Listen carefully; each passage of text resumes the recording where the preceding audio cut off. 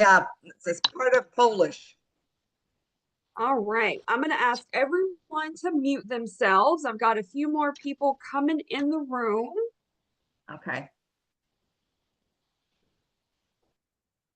I'm so happy to see everyone. This is so exciting. I see new faces. I see familiar faces. I don't want to see old face. I don't want to say old faces because that doesn't sound very nice. I see familiar faces. I see new faces. I have to give a great big shout out to my longtime friend, John Longbottom. It's so good to see you, my friend. All right. I am one of those that I just firmly believe in starting on time because I think people that are on time should not be punished for the people that are late. What do you guys think about that? And then I ask you to mute yourself and you can't answer me because everybody's muted.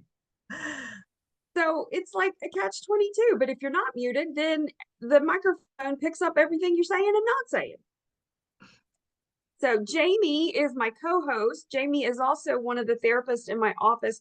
Jamie, can you keep an eye on the waiting room and make sure that if anybody else pops in, you can let them in for me? All right. Let me go over a few housekeeping things. Welcome to Drink with Your Shrink. This is the second time we've done this. We started last month, and I'm just going to go over some housekeeping things. We're going to jump right in and get started. You may see someone in here that you know, and that's okay. What we talk about in here stays in here, okay? Please respect the confidentiality of everybody, just like you would want everyone to respect the confidentiality of you. Like I've already said, we're going to mostly keep everybody on mute, at least for now. In a few minutes, we're going to start some open discussion, and at that point, we'll all unmute, and we may talk over each other. We may accidentally interrupt each other, but we'll do it in an orderly fashion. All right. There is a raise your hand option, but I'm not really good at paying attention to that. So there's also a chat box, and we're gonna definitely get time for questions and open chit chatting. I do have to say this: if you are drinking alcohol, please drink responsibly. No one affiliated with me is responsible for anything you do while you are drinking alcohol, whether it is tonight or as a result of anything we talked about. I am not responsible for you if you're drinking alcohol. You guys understand? Everybody in agreement with that? I'm drinking. I am drinking water. So you don't have to drink at all. You can drink water, you can drink coffee, tea, you can drink a glass of wine, whatever you want to drink is totally fine.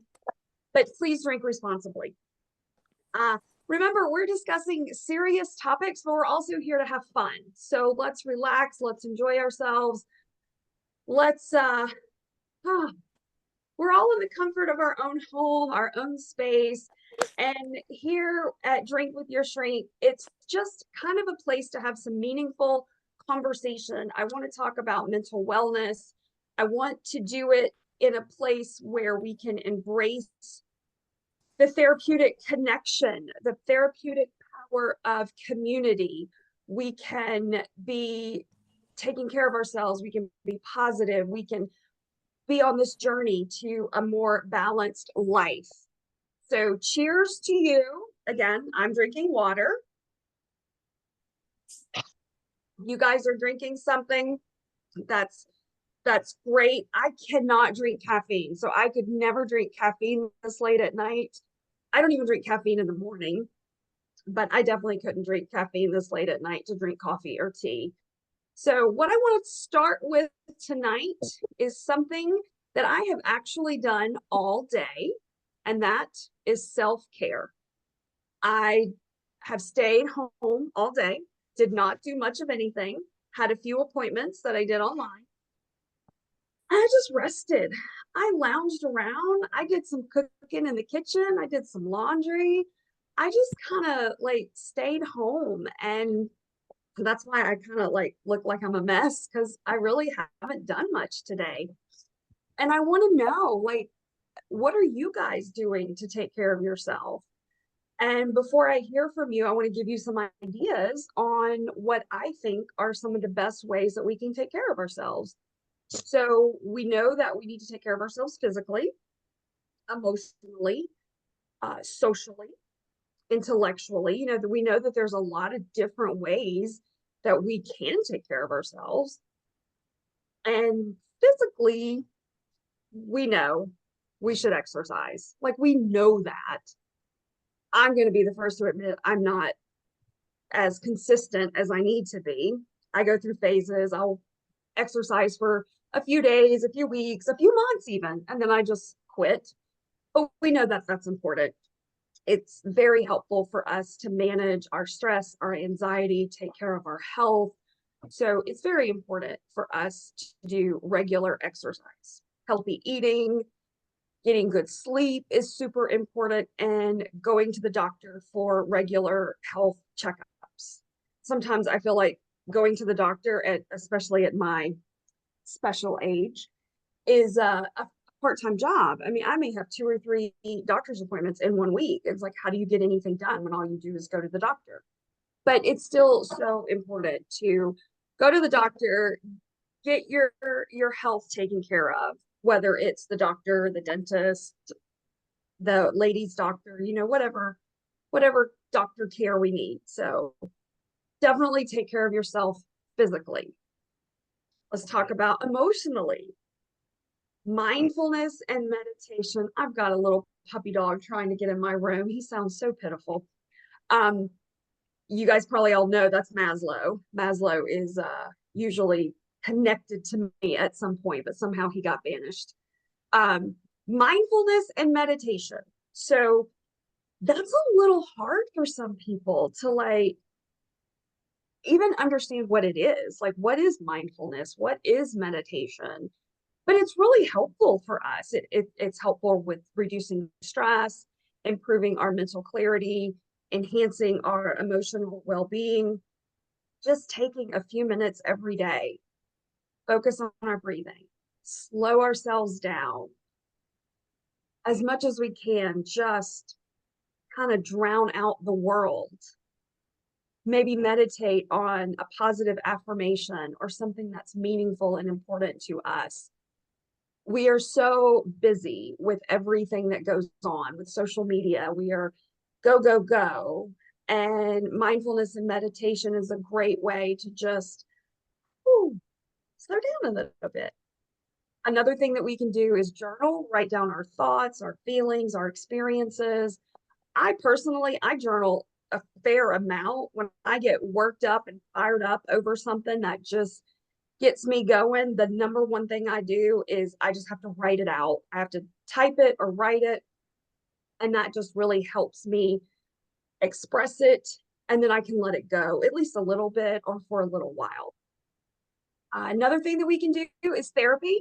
I love therapy. I love counseling. I think everybody should see a therapist. I don't know if you guys know this, and I'm not afraid to tell you, I see my therapist every Thursday morning at 10 o'clock. I look forward to that every week. My husband looks forward to me seeing that person every Thursday morning at 10 o'clock. And if I have to miss a week for some reason, we both know, we both recognize that, oh, so I need to see her. I need to get it all out. And it is so helpful to be able to have that one person that's designated to just listen and give positive feedback or a different thought process, or even just to keep me in check and be like, Tracy, you need to not do that or not say that, or, you know, whatever it is that we're talking about that day. Gratitude. Who keeps a gratitude journal? That is also so important, because the more we focus on the negative, the more we're going to notice the negative. So we've got to flip that switch. We've got to focus on the positive. So the more that we focus on the positive, the more that we notice the positive. And so that's what we have to do. And the best way to do that is to write it down, because what we focus on becomes what we pay attention to. What we pay attention to becomes what we focus on. It just perpetuates into this cycle. So keep a gratitude journal. And I'm going to talk about journals in a few minutes, because I have some really cool journals I've been putting together since we met last. So we talked about physical and emotional. Let's talk about social. We talked a little bit about this last time. We got to stay connected. Are you guys staying connected with one another? Like, what are you doing to maintain a connection with your friends, with your family, with the people that you feel supported by? Whether Nobody. what? Nobody? Oh, sorry. Yes. That's okay. We're gonna make that. We're gonna change that. We're gonna change that. You can have a New Year's resolution any time of the year. I didn't realize my mic was on. That's okay. That's okay. I love it. I love it. You could join social groups on social media, clubs. You can volunteer. There's a lot of ways that you can get connected and find someone or some group or a circle of people that you can be a part of. I'm a member of the chamber and I've created some social media groups, and I've actually recently connected with the Salvation Army here in Jacksonville to do some volunteer work with them. So there are so many ways and different opportunities to get connected. And that's so important for us, but it doesn't actually have to be in person. What we're all doing right here, right now is a great, great way to be connected to one another. And I think this is so important. This is why I'm doing this, because we all need this. We need each other, and we need to do this. Another thing that we need to do to take care of ourselves is we need to ABL, always be learning. Whether you're learning a new skill or a new hobby or exploring a class or a workshop or some type of online course. A couple of years ago, I started taking cooking classes, and I'm always looking for something new to do in the kitchen. Even before I came on here, I was in the kitchen trying a brand new recipe that I didn't eat it yet, so hopefully it turns out okay. But always be learning or reading, or I've got a lot of books that I've written in the last couple of years. So one of those topics might be interesting to you. This will help us keep our minds engaged. It'll expand our knowledge. And I don't know about you guys, but I also like puzzles and maybe crosswords, or there's a word game that I love to do on my phone. There's Sudoku. I used to do that. So just, some kind of puzzle or game just to keep that mind active and engaged with something. And then there's always other things that we can do, like arts and crafts and music and dance and things that we can just do to take care of ourselves. Because self-care is not selfish. I know some people will try to guilt us into thinking that if we're taking care of ourselves, that we're being selfish, but that's just not true. If we don't take care of ourselves first, we can't really take care of anybody around us. Another component of taking care of ourselves is spiritual. And whether it's a particular religion or a spiritual practice that's important to us, we pray, we spend time in a particular word or Bible, whatever it is for you. We reflect on our journey, our values, our beliefs, our meaning and purpose. And sometimes that comes from a higher power. And so that's important as a way for us to take care of ourselves.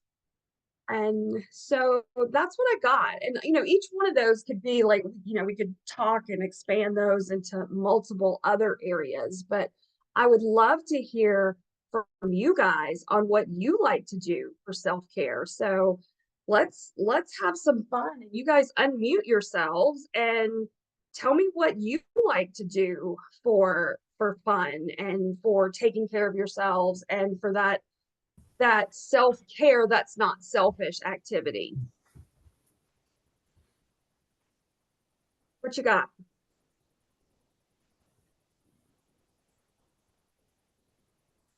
Tracy, it's Lisa. Hey, Lisa. Can you hear me? I Okay. can. I was having trouble dialing in. I think I'm in here twice, but I finally figured it out. And I put this in the chat. My issue, I am a self-care addict. I've been on a journey for a couple years to really work on myself to the point where I think I have too many things going on because I'm not getting really good at any of them. So, I mean, I'm happy to share what I do, but I think, you know, I could use some help prioritizing. Okay. Okay. Yeah. Give me a couple of ideas of what you're doing that you think. Okay, so I have a morning routine that includes drinking water, meditating, reading a devotional, journaling, then exercising. And then I downloaded an app to help me meditate throughout the day. I downloaded a dance fitness app to do some dancing on my lunch break. I have a nighttime routine that is more journaling and reading and stretching, and it's just a lot. And I feel like it'd be really good to pick a couple and just really dedicate and get good and focus on a couple. Well, those are all a lot of really good things. And it doesn't sound like most of them take up too much time. You know, some of them are just, they would just kind of be like part of a normal routine, like drinking water or doing those kind of things. So as I think as long as it's not taking up too much of your time and you're still like doing your other things, responsibilities, that sounds like maybe if as long as you have a balance, there's some really good ideas there. Okay, thank you. I just feel like I'm not, I haven't really mastered any of them, but you know, it's also fairly a new thing, trying new protocols. You know what? In So, practice, we have to practice. I mean, that's how you get good at something, right? You just have to keep doing it. mm, I uh I don't love drinking water, but I drink almost a gallon a day because I just keep forcing myself to do it. yeah. And I just keep doing it over and over and over. So yeah, I think some of these things we just have to practice because we know it's good for us. Even if we don't want to and don't love it, some things we just have to do. You know, nobody really loves to clean the toilet, but if nobody ever cleans the toilet, we're never gonna have a clean toilet, you know, like we just some things we just have to do. So I think, yeah. well, I think it's important to not put pressure on yourself, right? Like I hear you saying, that I haven't mastered any of them. I'm just, doing my best. Well, I mean, is there really mastery when it comes to journaling or reading your devotional? I mean, that's for you. So as long as you are getting out of it, a sense of peace, a sense of calmness, as long as it's allowing you to move through your day in a healthier way, you are mastering it. Because you're getting out of it what you need to get out of it. So I think moving forward, not putting pressure on yourself that you're not doing any of them to the best of your ability, or feeling that you're not mastering them. I think that's important too. Yeah, because whose definition of mastering it are you looking at? thank you. Yeah, would This is anybody Olga. else? Yeah, I Oh, think we're our worst critics. yes. One of the things that I struggle with this all the time, I have a nighttime routine where I do not watch TV in my room, in my bedroom. When I go up to my bedroom, it's either reading a book or listening to a podcast of some kind that can kind of, like you said, learning. And it is very hard to get distracted and kind of do those other things. So it's one of the things that I guard very carefully. And even talking to my manager today, I said, I've started to learn to let go of certain things because my bar is way up here. And I need to learn that I have to have a balance, because when I don't have that balance, then I feel like my job takes all my time and then I start getting resentful. Mm-hmm. I think you're right, Olga. Your very first statement, we are our own worst enemies. And I love that rule that you have for yourself, no TV in the bedroom. I don't have that rule. My husband would love it if I didn't have that rule, but I do. I love to just curl up in my bed and watch TV. Maybe not the healthiest, maybe not what works for other people, but it works for me. And so I think everybody has to decide what works for them to the point where you don't get resentful, because when that happens, it's hard to recover from that sometimes. And different things Yeah. work at different times. Absolutely. Some, like right now, I'm reading a good book that's very helpful. But when I finish the book, it may be something else that I want to tackle. So sometimes reading is just not working. I can't concentrate. So I put the book aside and maybe I'll come back to it in a month. But you need sort of a bag of tricks. That's right. You need a few different options for different things. Yeah. Yeah. Let's hear from some of the guys. We got a couple of guys in here. We got Jason, we got Steven. John wasn't here. I don't see him now. Any of you guys want to share? You have a different perspective?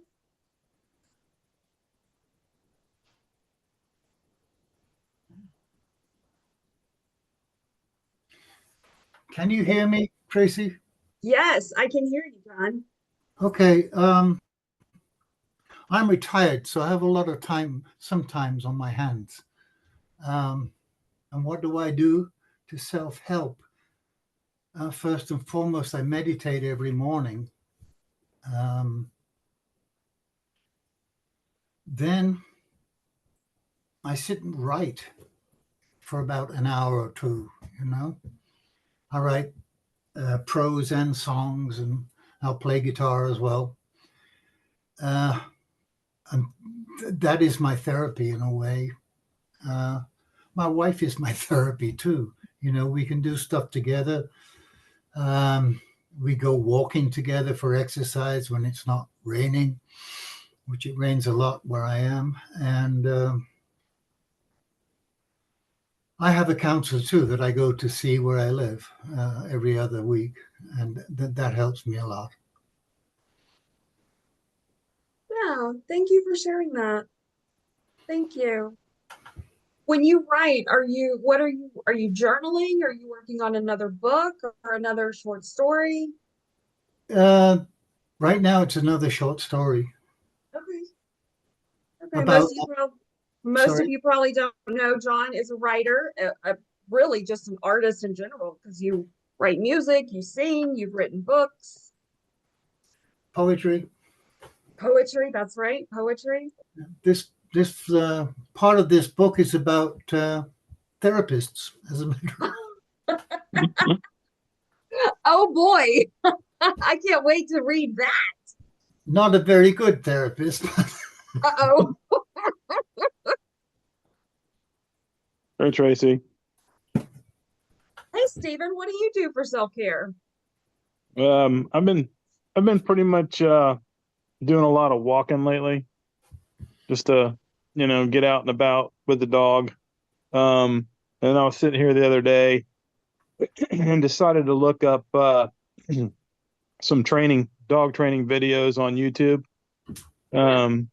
Because my dog's extremely intelligent, and he's like a Velcro dog. He wants to be with me all the time and next to me and all that. So I started looking at some videos the other day on YouTube, and I came across one, and I thought it would be a good idea to maybe, start training him some different types of tricks or whatnot, some stuff. I mean, he's got the basics down pat, but maybe some more extensive type stuff. And like I said, I was just looking at these videos, and there was a guy that is a dog trainer, and he does a lot of different dogs, but his main dog is his own dog, and he's also got an Australian Shepherd, and he trains him to do like events at like halftime shows of different games and all that stuff. And he actually recommended a book, and I got the book right here. The big book of tricks for dogs. Yeah, and it just came yesterday. I mean, it came today. I ordered it 2 days ago. Yeah. And it's basically 118 different kinds of tricks and stunts and whatnot. So I'm gonna start trying with him. Do you have that kind of patience? I wouldn't have the patience to do that.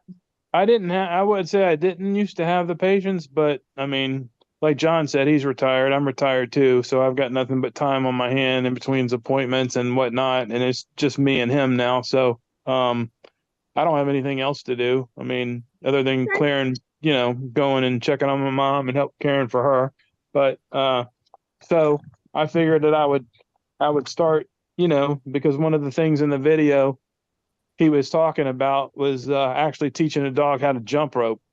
And I was thinking to wow. myself, well, how would one, teach a dog how to jump rope? And before he even started explaining it, I was thinking in my mind about how I would go about doing it. And no matter how hard I sat there and thought about it, it didn't seem like I was coming up with anything. And then he had a little segment on the video to where he showed how he actually trained his dog to jump rope. And it was pretty neat. I mean, the correlation of, a more basic trick to begin with. And what that was is teaching the dog how to stand on just to stand up on its hind legs for a treat or something like that and to remain standing. And every dog that he trains, he also trains with hand signals, the visual cue as well as a voice command. Yeah. So it was really neat, watching him explain and show how he trained the dog. Like, I don't know if you can see my hand, but the jump rope thing, you get the dog's attention and you start doing like you would your hand signal, like you were jump roping like this. And Yeah. the dog from visual cue saw it. And then the dog just started jumping up and down. And then you eventually add the rope. It was really neat. So, Yeah, so you're learning a new hobby, which is teaching your dog various tricks. yeah. So that's really cool. Well, I also thought Who else wants to share what they do for self-care? Is there anybody else that wants to share? I mean, you don't have to, but that's what we're here for, is a sense of community. Anybody else wants to share?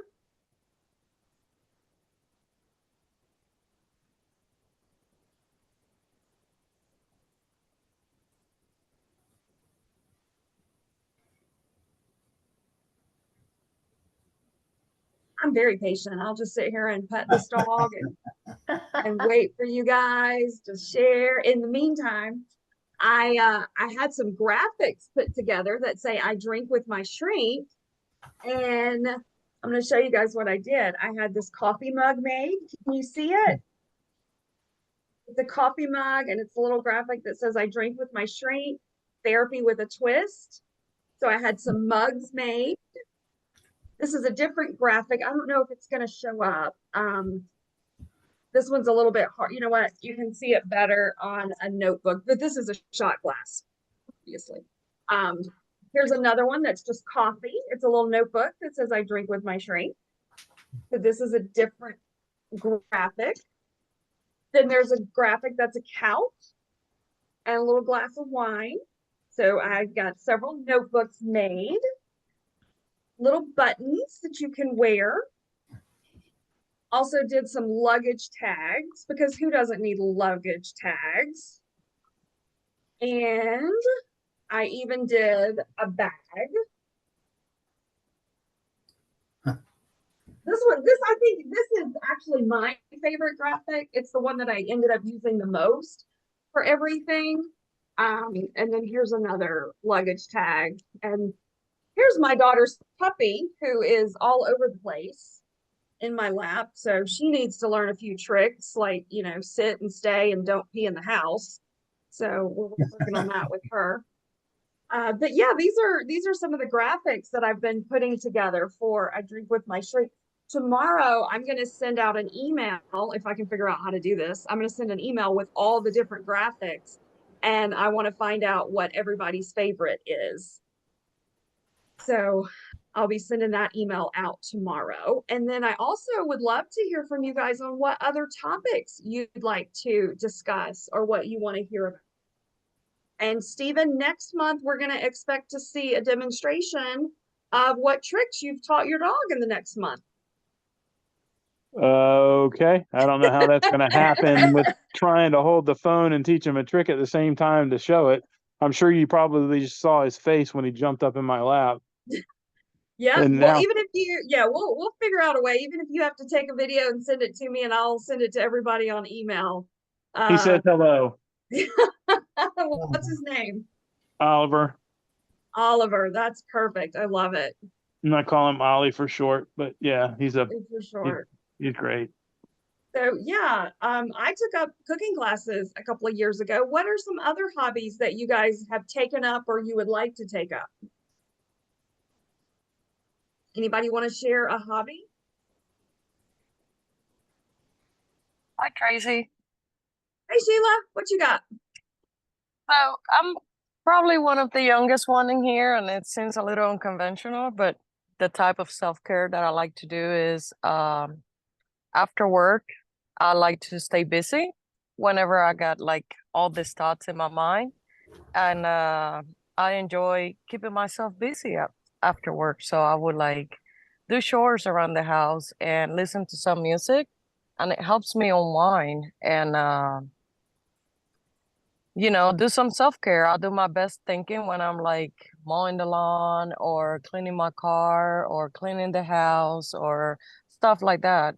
I just find it like, I know it's unconventional, but I find it very relaxing to burn some of that energy that I have doing things that keep me more busy, and then it helps me have a good night of sleep. That's true. It will definitely wear you out. And I'm sure Sheila won't mind me sharing this. Sheila is hardwired a little differently. She does not know how to sit still. It's almost impossible for her to sit still. She's always up moving around, a lot like my husband, actually, which sometimes drives me insane because neither one of them know how to just relax and sit still, and they always got to be up doing stuff. But you know what? You're right. The benefit to that is you sleep really good at night because you wear yourself out and you're tired, and then it works. So I'm glad that works for you.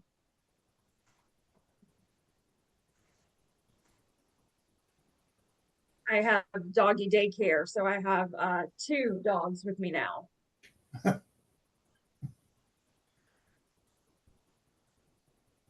You have met Maslow. This is Maslow, 6. He's been with me since he was a puppy, and he's always with me. And I have doggy daycare for the puppy. And Maslow and the puppy do not get along at all. Huh. I have broken them up from fighting, I don't know, 5, 6 times today. Maslow's just kind of an old man and says he does not like the feistiness and the youth of a puppy. Is he a Yorkie, Maslow? He is a Yorkie. They're both Yorkies. Yeah. Well, that explains it. See, he's from Yorkshire. Exactly. Yes, he is a Yorkie, but he doesn't even know he's a dog, so I don't ever tell him. All right.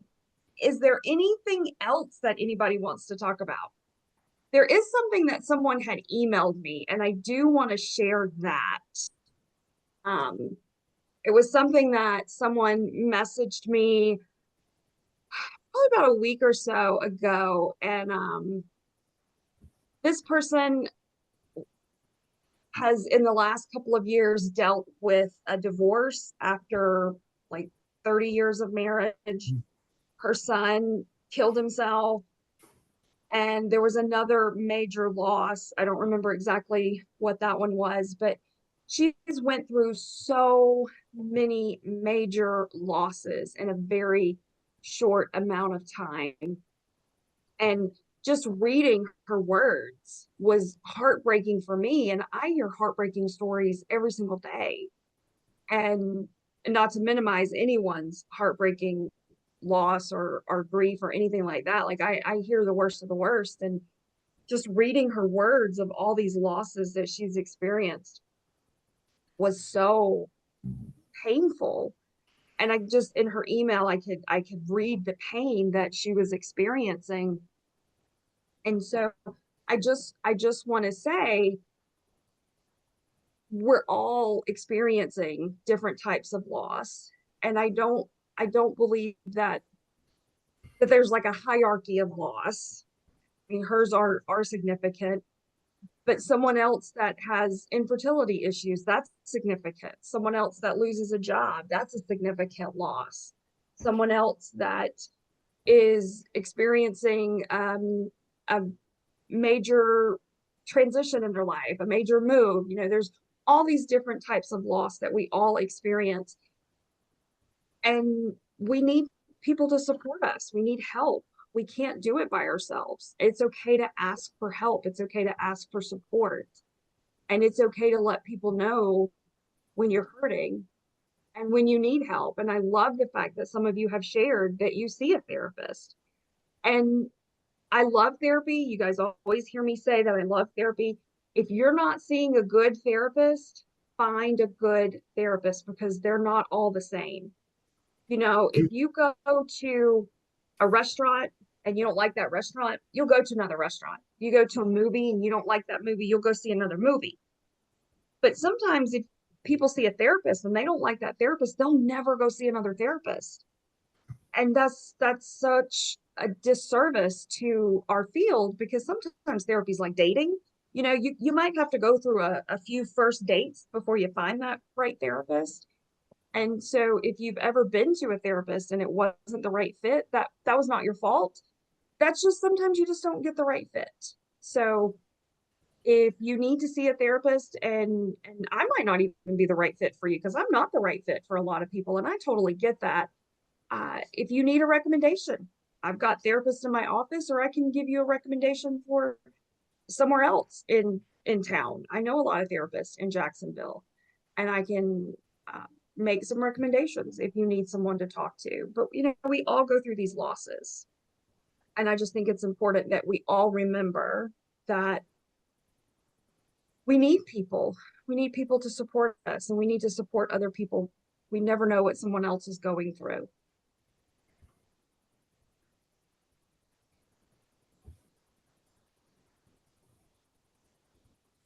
That's my Dear Abby column.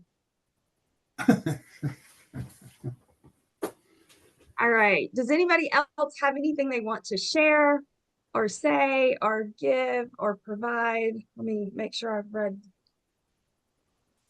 I have glass and tears. What you said about needing people, it was I've been a loner most of my life, even though I was married, I was still alone, and so was my wife, unfortunately. It's very hard to ask for help, especially, I think, maybe especially as a man, you know, because we got this macho idea of, I can do this by myself and all that, you know. Yeah. And I recently went through cancer, and I had to ask for help. And my wife obviously was the caregiver, and that's a hard job. But there were people back in Jacksonville who prayed for me every day. There was about 40 men who would meet every morning, Sunday morning, in a group, and they prayed for me. And I strongly believe that that was part of how I recovered from the cancer. I was cancer-free until the other week when they found more cancer again. And so I'm going through that. So maybe you guys can help me, you know? Absolutely. I believe in the power of prayer. I know a lot of people in this group believe in the power of prayer, but you're right, John, asking for help does not come easily. Just a couple of years ago, I found myself in a wheelchair and had to ask for help for the basic necessities of just getting to the bathroom and getting my hair washed. You know, I had to ask for help, and it's very humbling when you have to ask for help to get your basic needs met, let alone, you know, help for things like walking your dogs or going to the grocery store or getting a meal. So it is very humbling to be in those positions, things that we take for granted. Mhm. So I appreciate you sharing that with us. And I'm sure those 40 men on that Sunday morning group, I'm sure they're praying again. Yes, I think so.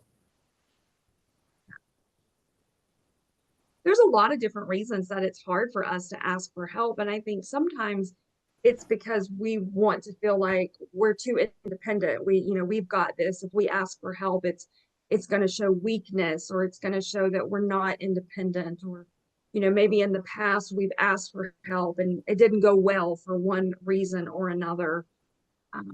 Maybe we're afraid of rejection. What if someone tells us, no, I'm not going to help you?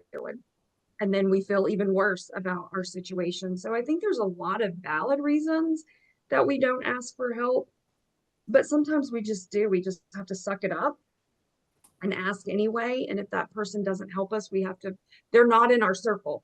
They're not our therapeutic third, and we have to find the person that will help us. For sure. I don't want to hog this, but I think it's also very difficult. Or do you have to do what? Oh, hello. Oh, go ahead, John. Okay. I feel like sometimes when I ask for help, I'm bothering someone. It feels like I'm bothering, so I don't do it. Which is cutting myself off. Cutting my nose off to spite my face. Right. Yeah, absolutely. We don't ever want to feel like we're bothering someone. Yet if someone were to ask us for help, we would have no problem saying yes.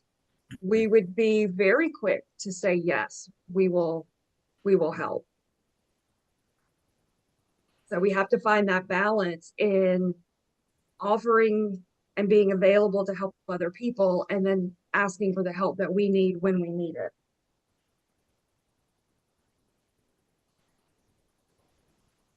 So I think, I think that would be a really good goal for everyone to set for themselves, is to ask someone for help this week. Something minor, something seemingly insignificant, but just to ask, even if it's go see your neighbor and ask to borrow an egg, just something, so that we get a little uncomfortable, but get some practice of saying, hey, can I, would you, could you? Because we are afraid that we're going to bother someone. We are afraid that we're going to impose on someone. And I think it's good just to be in that practice of saying, I need something. I need your help. Could you help me? And I find a lot of times that if I start with that, like, I need your help. Could you help me? People will say yes before they even know what they're saying yes to, which is, people want to say yes. It's just natural that we want to say yes to people. So sometimes calling like customer service or something, I will start with that to it's called an NLP tactic or technique, but I'll start with that just to get people in the yes mindset, because that's what we want with our customer service people anyway. So yeah, what do you guys think about that challenge of asking someone for help this week or in the next month or so? Who thinks they could do that challenge? Doc, can you hear me? Yeah, I can hear you. Yeah, don't forget that, if we don't ask, the answer's always no. So what do we really have to lose by asking? If we don't ask, if we, feel as if somebody might feel overwhelmed or bothered by what we're saying, the answer is going to be no anyways. And so we can at least say no or ask them and get a no as an answer before we, determine that it's not something that's right. Absolutely. Jason's heard me say that many times, that if we don't ask, the answer is always no. And I learned this a long time ago. I'll share this story. It's pretty brief. I was at a work event, and there were about 15 people or so in this meeting, and they gave us all a piece of paper for our lunch, and we just had to like circle what we wanted for lunch. And at the very bottom it said, you know, what do you want to drink, water or sweet tea? And you circled whichever one you wanted. Well, I didn't want either one. I didn't want water and I didn't want sweet tea. I wanted a Diet Coke. So I wrote in Diet Coke. It was not an option, but I wrote it in. So when we went to lunch, there were, you know, 12 or 15 of us, and there was one Diet Coke sitting at a place on the table. So I knew that was mine because I knew I had asked for it. And everyone said to me, Tracy, how did you get a Diet Coke? And the answer was so simple. I was like, well, I asked for it. And after that, everybody asked for something else to drink. And so I don't know that anybody ended up drinking tea or water, but it was just the simple, I asked for it. And that's when I learned, and this was probably 15, 18 years ago. If you don't ask for it, you're never going to get it. And so that's when I learned you have to ask for what you want. And sometimes people are really going to surprise you with what they're going to help you with. They're really going to surprise you, and they're going to help you immensely. They're going to pray for you every week, and you're going to see changes in your life. They're going to show up for you in ways you never expected. And then that gives you hope and happiness and healing, and it gives you things that you didn't think you could have. It restores your faith in humanity sometimes. So I think on that happy note, let's wrap it up. I want to thank you all for joining me. I'm so glad to see you all, your new faces, your familiar faces. I'm going to send you an email in the next couple of days with all of the graphics that I have. I want to know which one's your favorite. I've put together notebooks and luggage tags and keychains and pens just for fun. Nothing super extreme, but just for fun stuff. I'm getting a lot of positive feedback on it. So I think we could all use a little more fun. So remember, your challenge for this next 4 weeks until we meet again, the first Monday in July, is to ask someone for help in any way, whether it's, you know, ask your neighbor for an egg, ask someone to walk your dog, something seemingly insignificant. You know, don't go ask somebody for $1,000 unless you really need $1,000. You know what I mean? Like, let's keep it lighthearted and fun, and let's report back next month and see what you guys did with it. Okay. Hi. All right. Thank you so much. Thank you, Lisa. I appreciate that feedback. Thank you, Olga. I love all of your feedback. You guys can message me anytime. You can email me. You guys all know how to get in touch with me if you need anything. And if you need to come to therapy, there's 8 of us there. You'll find somebody you like, right? All right, you guys have a good night. Enjoy your evening. I'm going to go try this new recipe that I cooked earlier. Good night.